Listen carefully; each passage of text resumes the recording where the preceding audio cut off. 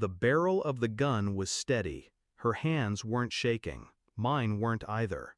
My sister stood 2 feet away, finger curled on the trigger, eyes narrowed with something I once mistook for strength.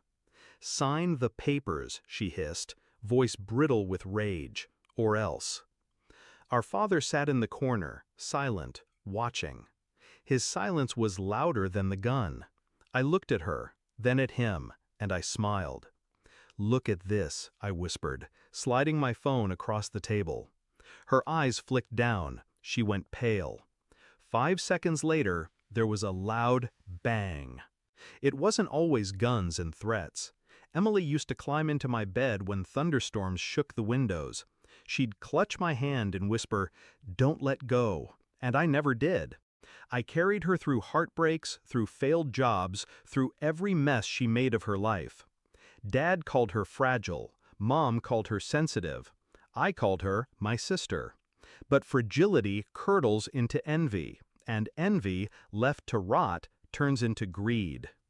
When Mom died, the will split everything evenly: the house, the business shares, the inheritance. Fair, balanced. But fair wasn't enough for Emily. Not when Dad whispered into her ear, convincing her that I was stealing, manipulating, controlling. It wasn't long before the whispers became plans, and the plans became tonight. The first crack was small. I overheard them once, Dad and Emily in the study. His voice low, hers sharp. The words were fragments, signatures, power of attorney, make her do it. I walked away before they saw me, but I knew. Then the documents appeared, papers shoved across the table, demanding I transfer my share of the estate. The language was neat, polished, dripping with legal poison. I refused. That's when the text messages started. Emily's tone shifting from pleading to threats. Dad's silence, his refusal to intervene, said more than his words ever could. And then, tonight, when they cornered me in the old dining room, gun in hand, papers spread across the table like a ritual sacrifice. I could have panicked, I could have begged, but instead I remembered the camera. The tiny lens I'd installed in the chandelier 2 weeks earlier, after that overheard conversation. It recorded everything, every threat, every whisper, every loaded weapon pointed at my chest. And not just recorded, it streamed, straight to a secure drive, straight to my lawyer, straight to the police.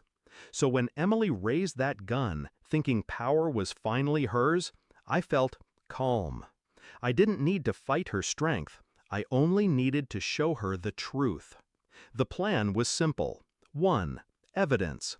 Every threat she texted, every document she tried to shove into my hands, every word Dad whispered, I had it all, backed up. 2. Exposure. The moment she pulled that gun, the recording went live. A silent witness they couldn't silence. 3. Timing. I waited until she thought she had me trapped, until she believed the fear would force my hand. That's when I slid the phone across the table.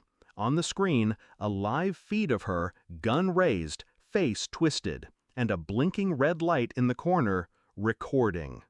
Her face drained. The color bled out like ink and water. "What is this?" she stammered. I leaned back, calm. Insurance.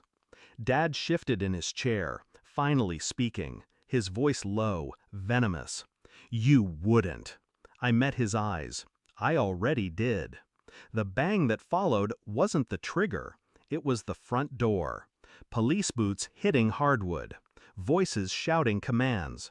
Guns drawn, not at me, but at her. Emily froze, weapon still in hand.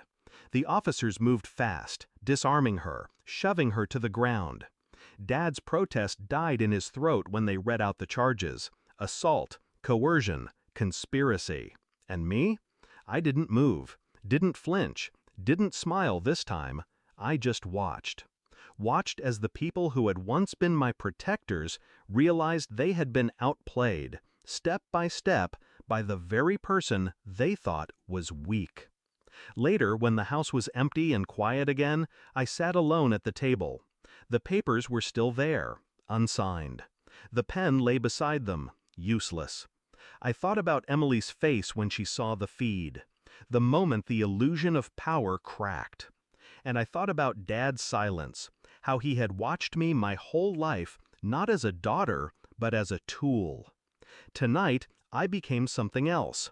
Not a tool, not a victim, not a pawn in their game. I became the one holding the board. They wanted my signature. They got my signature move instead. And as I walked away, leaving the papers behind, only one thought echoed in my mind. They pointed a gun at me to take everything, but in the end, it was me who pulled the trigger.